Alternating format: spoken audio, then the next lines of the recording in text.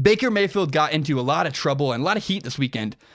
He had a controversial thing at the University of Kansas. He held his crotch and yelled the F word, F you, and he will now not start next Saturday when he plays whatever team they're playing. I don't even know. But Baker Mayfield has been sidelined for the beginning of next week's football game for his actions on Saturday.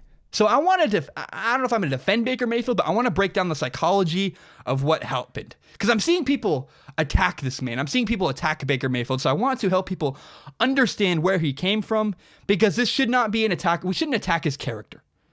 I will admit, you cannot do what he did. Baker Mayfield was in the wrong. You can't act the way he did on the sideline last week. But I see a lot of myself in Baker Mayfield.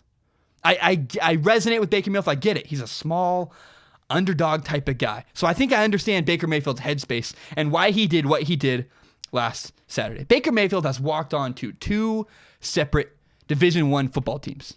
This guy has always been the underdog. He's a short guy. He's about 5'10". He's always had a chip on his shoulder. He's the underdog. He's defeated the odds to get to where he is. And Baker Mayfield's chip on his shoulder is maybe the most important part of the entire of who Baker Mayfield is. That's what makes Baker Mayfield so great, is the chip on his shoulder. I will mention, it still bothers Tom Brady that Tom Brady was picked in the 6th round. To this day, that makes Tom Brady want to cry and bothers him to his core. Yeah, so people like me, people like Baker Mayfield, people who are underdogs, people like Tom Brady were picked in the 6th round. Those kind of people, make and create narratives. We create narratives to motivate ourselves. I fizzled out in college football. I did not create a new narrative for myself. All through high school, I was motivated by a coach who told me, Zach, you're too small. You'll never play varsity. You'll never play in college. So I had no problem with motivation in high school. I had to think, I'm going to prove that guy wrong. And that was what got me fired up and got me going every day I trained in high school football. But then I got to college football and I never created a new narrative.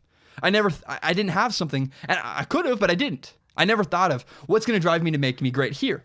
Because I was like, I made it. I got to college. I proved that guy wrong. F that guy. And then I was like, well, now what? Baker Mayfield is one of those kind of guys who needs that kind of motivation. And I love it. I love Baker Mayfield. He's like Braveheart. Baker Mayfield is the guy you want to follow into battle. He's my favorite college football player by far. I love Baker Mayfield. I love the quarterback in him. I love who he is. And I love the competitor that Baker Mayfield is. Now, the narrative is that this will hurt Baker Mayfield's draft stock, and it's posing all kinds of questions. In fact, today I'm sitting down with my best friend's dad, Roger, and we're talking about Jameis Winston, making these comparisons.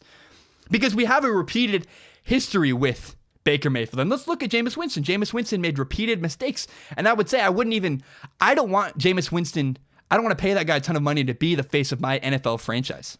Jameis Winston has rape allegations in college. He has the crab legs incident where he stole crab legs. And recently he just has allegations against him for groping an Uber driver. Jameis Winston has repeatedly showed us he makes bad decisions on and off the football field. And honestly, the crab legs that wasn't the big deal for me. It's like, I can see that why there was misconstrued there, but the dude has over $30 million in the bank and you're riding in an Uber. I just don't see with Jameis Winston, a guy who makes good decisions.